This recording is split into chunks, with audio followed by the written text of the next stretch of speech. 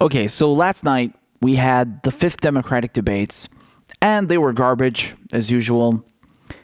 I really don't like this format with 10 candidates on stage. They barely let Bernie even speak, okay? I caught several moments where you could see the frustration because they just wouldn't let him speak. Hey, Ashley. Senator Booker, one of the defining characteristics... Climate change a central point of your political career. Thank you, Mr. Mayor. Kristen, welcome. Let's talk about Medicare for All. Senator Warren, you are running on Medicare for All. Vice President Biden, thank you. Ashley. Congresswoman Gabbard. And if you look at the amount of talk time that he got, he was in 4th place, man. Buttigieg, Warren, Biden, they all got more talk time than him. And this isn't the first time this happens. It happened last time and the time before. The Democratic Party is doing this on purpose, having that many candidates on stage, setting the bar that low, so that Bernie Sanders doesn't get that much talk time. Okay, they're trying to dilute the debate stage and fracture the vote. And they're doing a pretty good job of it. You know, Bernie Sanders is barely getting any talk time. I mean, he's the front runner. He's the front runner, no matter what they say.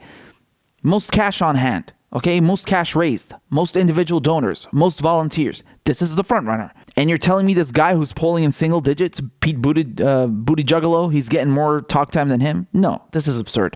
And this is not the first time this happens. Like I said, there was a moment where they talked a bit about healthcare. Let's take a look at that. All right. Let's talk about Medicare for All. Senator Warren, you are running on Medicare for All. Democrats have been winning elections even in red states with a very different message on health care, protecting Obamacare. Democrats are divided on this issue. What do you say to voters who are worried that your position on Medicare for All could cost you critical votes in the general election? So I look out and I see tens of millions of Americans who are struggling to pay their medical bills. 37 million people who decided not to have a prescription filled because they just can't afford it. People who didn't take the tests the doctor recommended because they just can't afford it. So here is my plan. Let's bring as many people in and get as much help to the American people as we can, as fast as we can.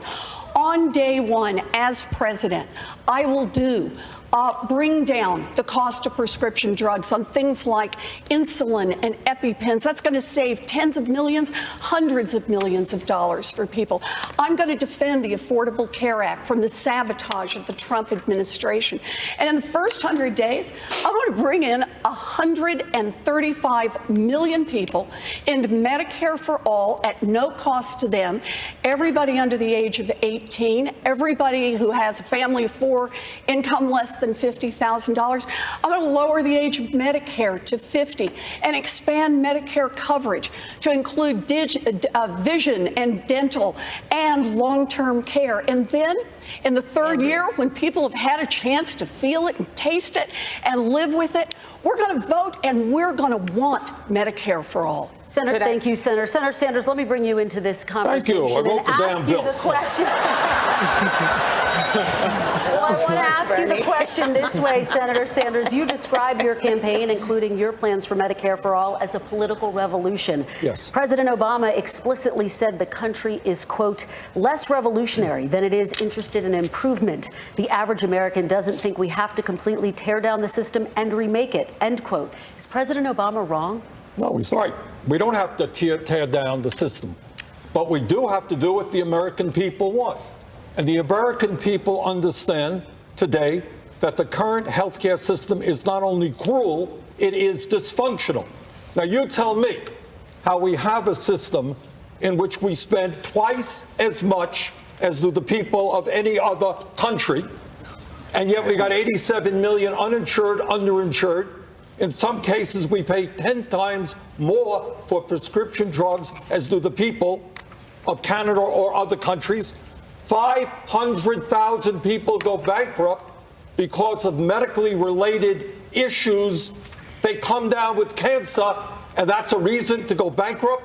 Now, some of the people up here think that we should not take on the insurance industry. We should not take on the pharmaceutical industry. But you know what?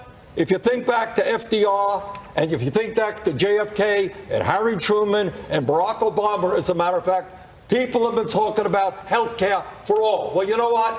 I think now is the time. And in the first week of my administration, we will introduce Medicare for all, Medicare for all, that means no deductibles, no co-payments, no out-of-pocket expenses. That's where we got to go. Thank you, Senator Sanders. Vice President Biden. You know, we can do this without charging people raising $30-40 trillion. The fact is that right now, the vast majority of Democrats do not support Medicare for all. It couldn't pass the United States Senate right now with Democrats. It couldn't pass the House. Nancy Pelosi is one of those people who then thinks it makes sense.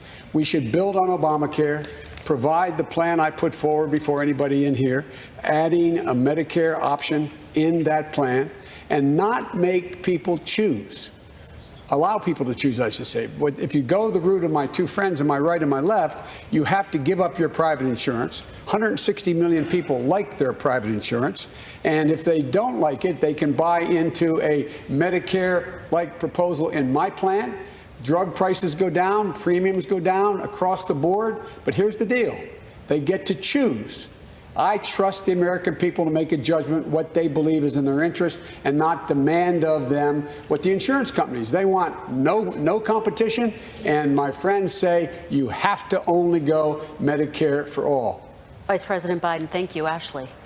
So if you notice there at the beginning, they asked Elizabeth Warren the question, even though it's Bernie Sanders' bill, and he's the one who's been fighting for this when not a single one of them on that stage was fighting for it.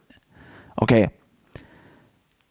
And then, when Biden spewed all his nonsense, they wouldn't let Bernie Sanders respond. They moved on to a different topic, of course. Elizabeth Warren, as you guys might have heard in the last few days when she released her Medicare for All transition plan, has effectively abandoned Medicare for All because her plan is to build on the Affordable Care Act and then pass Medicare for All after 3 years, when she'll most likely have lost full majority in the House and is seeking re-election. She's not serious about Medicare for All, but we already knew that since months ago. And then they talked about Obama, right? We covered this a few days ago. We did a video on how Obama was attacking progressives and saying that, oh, be careful, don't go too far left, can't be revolutionary, you'll scare voters. Okay, boomer. That's garbage. And matter of fact, giving people universal healthcare coverage is not that revolutionary. You're way behind, okay? Because about 50 other countries do it already. So it's not revolutionary. It's really not. Again, it's this whole fear-mongering and gaslighting. It's unbelievable. And, you know, Bernie Sanders is the only one making sense about this issue and speaking facts. Like, how is that revolutionary to just give people dignity and healthcare? It's not. But now Biden, I mean, he is just so disingenuous. He keeps raising that point of, oh, it's going to cost $30 trillion without telling you that the status quo will cost $50 trillion. Leaving things the way they are will cost $50 trillion. He doesn't tell you that. He doesn't tell you that $30 trillion is less than $50 trillion. He doesn't tell you that, oh, it's going to save lives. Why would he tell you that? And then he goes on about the Affordable Care Act again, building on it. Dude, your Affordable Care Act sucks, okay? Bernie Sanders just laid it out. He just laid it out to you, man. There's 500,000 people going bankrupt, 50,000 people dying every year. This is untenable. People who don't get their prescriptions filled because they can't afford the drugs. This is untenable. When you were in power with Obama, you had a Senate majority and a House majority, and look what you got done, okay? Look what you got done. And also this garbage point that, oh, the Democrats don't support it. Look, man, first of all, of course, most Democrats and Republicans in the government don't support it because they're bought. Because they are bought by Big Pharma. So what is this garbage point? Your friends are all bought by Big Pharma and the healthcare industry. So why would they support something that puts their donors out of business? Thank you for this useless bit of information. And then he also invokes Nancy Pelosi as if she's some kind of admirable figure whose word is gospel. Who the hell cares about Nancy Pelosi, man? She's just as bad as Mitch McConnell. She's an obstacle. She's a roadblock on the path towards a progressive America. She needs to go. Shaheed for change. Shaheed Buttar, 2020. Biden, I mean, as his slogan said, okay, nothing will fundamentally change. And Elizabeth Warren is a wolf in sheep's clothing. You only got one progressive on the stage. You only got one person on this whole stage who's really, really, really passionate about Medicare for All and will get it done. And that's Bernie Sanders. We all know this. But anyway, these debates were complete garbage. I mean, they wouldn't even let Bernie Sanders speak, man. Come on. And 10 candidates on the stage. Come on. Come on, son. I need to get me a piece of cardboard with the... Seriously, man, this is atrocious. And as it stands now, I think there's only 6 candidates qualified for the December debates, which is already too much, man. It's already too much. 2 or 3 is the ideal number. Not more. Not more, man. It's too much, okay? And they're doing this on purpose to make sure that Bernie Sanders doesn't speak. We all know this.